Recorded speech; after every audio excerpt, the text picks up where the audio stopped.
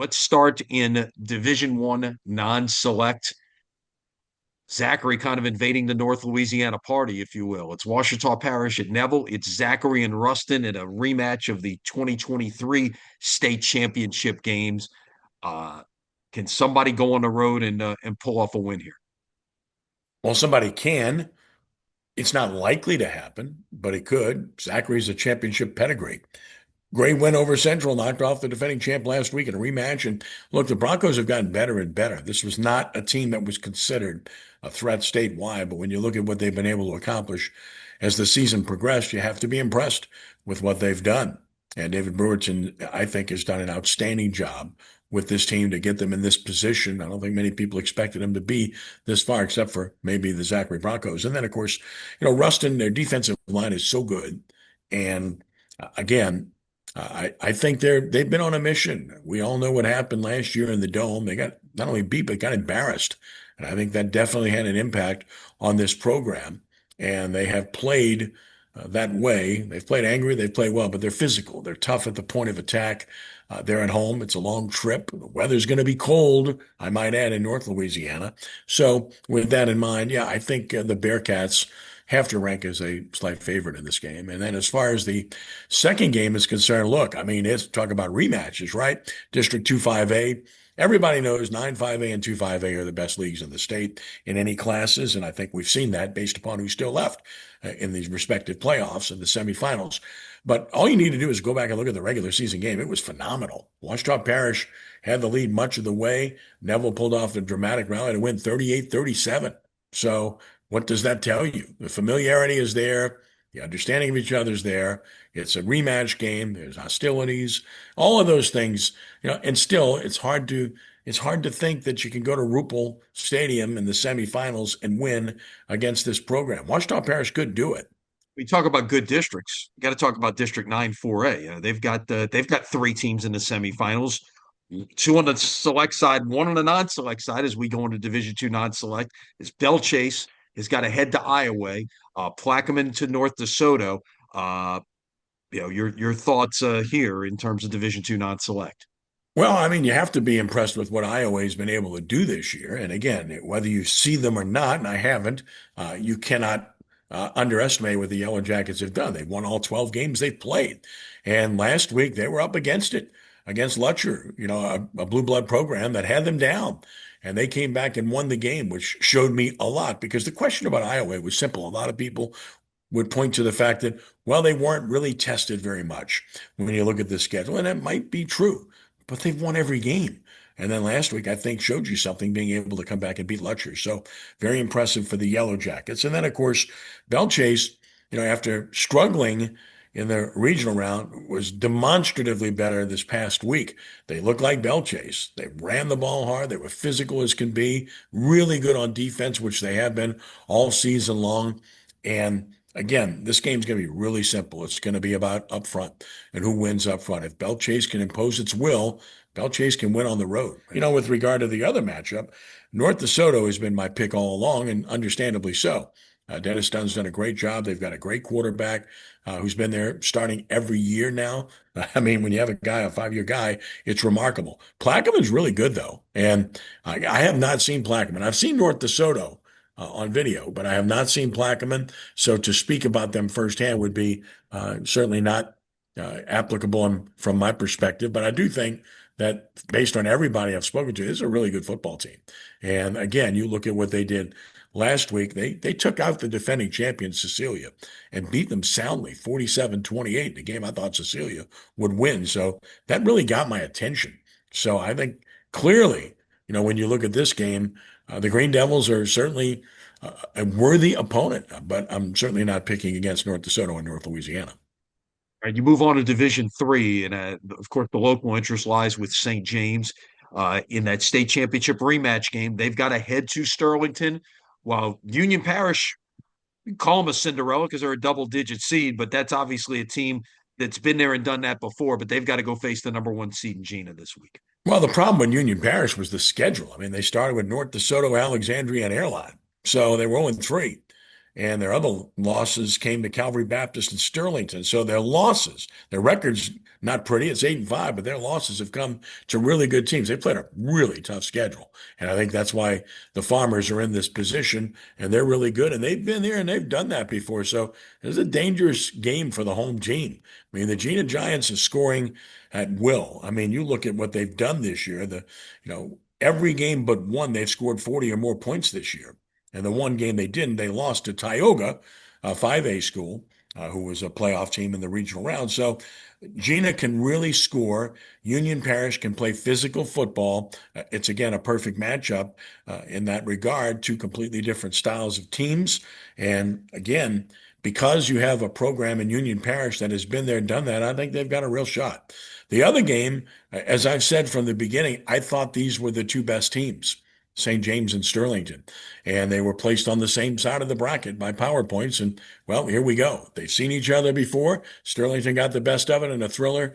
Most recently, St. James has the skill, I think, that no one else matches in that division. So you better look at the weather. I know it's going to be cold. Is rain going to be a factor? Take a look at it because that would definitely impact the Wildcats. I think on a clean field, with good enough weather, I like St. James' chances, but it's a long trip. We head to Division 4 non-select, and the two teams that met in the Dome a year ago, both still alive. Haynesville is the 1 seed. They're at home against Jeanerette. South Plaquemines, the defending champions, on the road at Mangum. Jeanerette, of course, is a newcomer, so to speak, in this particular bracket. And when you look at Jeanerette this year, they're 11-1, lost only to Covenant Christian in a 3-point game. They've passed every other test. They've looked good in the playoffs thus far against Grand Lake and Logansport. But they're in tough. I mean, when you're talking about Haynesville, they're the chalk of this particular classification this year. So, in my mind, this is a Golden Tornado win. South Plaquemine, they're here because Lafitte's done a great job. They're not quite as good as they were last year talent-wise, but here's the difference. They got Rod Parker, and Rod's been their quarterback, every year for 5 years. And when you have that guy under center, you always have a chance. And I think that's the primary reason they're in this position. When you have that key player at that key spot, it gives you an opportunity. The Dragons, this has been a team that over the years has been able to score, and that's been the case again this year. You look at their games 48, 34, 48, 49, 42, 56, 49, 67, 49, 48, 49. You get the picture. They score, and they score on everyone. They are at home, so certainly I give a slight edge to the Dragons here. Okay, switch sides to select and starting in Division 1. And as you mentioned, we got three teams from District 9 5A still alive. We are assured of having one of them in the finals because two of them face off at Ted Gormley, John Curtis and St. Augustine. The other one across the river at Morris Chef as Catholic High makes the trip to face Edna Carr. How do you see it? Well, again, these are rematch games. I mean, last year, Carr had to fight for its life to defeat Catholic of Baton Rouge, who's probably the toughest matchup for the Cougars because they're not intimidated. They're not going to be phased at all by going to play at Morris FX Jeff. In addition to that, they've got the players. They're really good in the secondary and therefore can play a little bit different defensively than many people have played against Carr. They'll try to guard people man to man, therefore commit an extra player to the box. Because what happens with people against Carr is they have to commit coverage to receivers, and they have a light box of 5 guys, and Carr can run the ball just as well as they throw it. And they've just hurt people in every phase. Catholic can commit another guy in all likelihood. Well-coached team, and no doubt that they're going to be a tough matchup. But at Morris Jeff, I mean, I don't know how you pick against Carr. 14 kids signing yesterday, and I know they want to prove something. They've heard it for a year. They've heard, oh man, Catholic could have beaten them. Everything else, that's team. And we know that when they're a motivated team, they strike and they strike pretty hard. So Carr's at home. Catholic's good, really good at times. They play 2 guys at quarterback. And like I said, nothing but respect for that program, but I'm certainly not picking against the Cougars at home. Then, of course, the other rematch game, St. Augustine and John Curtis from District 9 5A. St. Augustine hung 55 on Curtis the first game. I don't know if that can happen again, but St. Augustine's playing so well. I did their game last week, and I mean, just doing everything well. This is a well-coached team.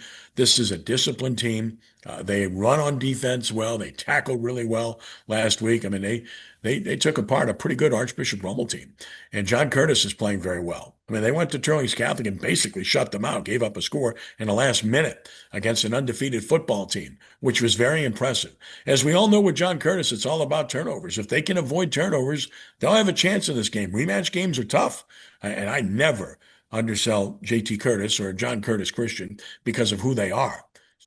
All right, we move to Division Two Select, Ken, and of course the U High St. Charles Catholic game, a rematch from 2023, you're seeing on Crescent City Sports, and then the defending champions Archbishop Shaw coming off a road win at Loyola Prep, get another road test this week, and a tough place to play down at home against Vanderbilt Catholic. Yeah, I think these are another good bracket and really good matchups. And the thing about St. Charles Catholic and University Lab is they scrimmage each other every year. They've done that for a decade. And so they know each other incredibly well, aside from the game that you mentioned when they played 2 years ago. So great familiarity here. Andy Martin's team has been in tough. They've played a very challenging schedule. They had to beat Madison Prep, who was and by all accounts, a team that could be in the dome. They were that good. Big physical football team, and had to beat them a second time, which was very difficult, very impressive. St. Charles Catholic, look, they dismantled a really good program and football team in E.D. White. Now the Cardinals lost their quarterback in the second quarter, but St. Charles Catholic was going to win the game. They were a better team. Maybe it wouldn't have been as demonstrative in terms of the result. And the Comets, they just do everything in solid fashion. They don't have great players or quote unquote stars. They just have good players who play great, and they're greatly coached, and they're at home.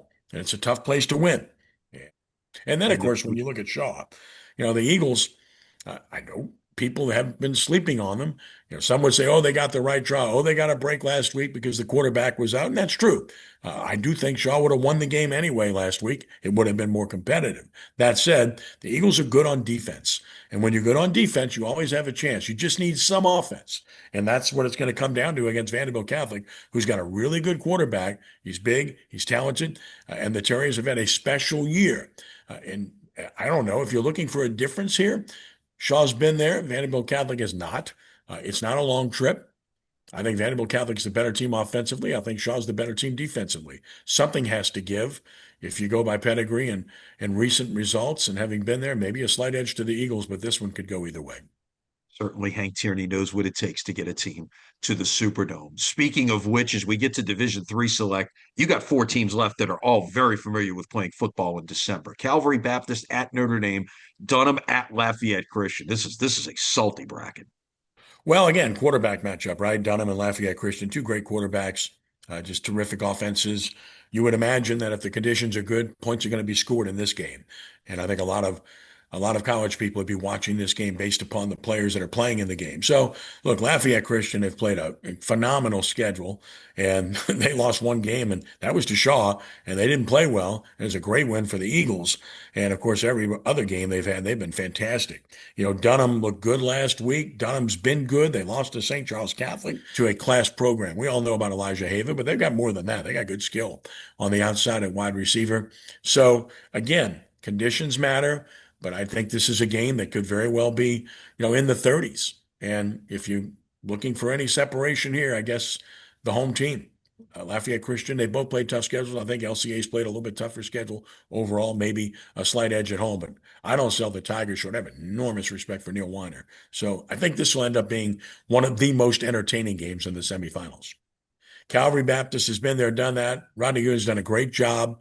Had the quarterback, graduated him, and here he is again anyway. Doesn't matter. Notre Dame, Louis Cook is truly one of the great coaches in the history of Louisiana football, over 400 wins. And I know a lot of people, sentimental, would love to see him try to get another one. And he's at home. I think he has a slight edge here. I think this is a game that could catapult him back to playing in the dome. And look, we all know these great coaches, Coach Hightower, Coach Curtis, Coach Cook.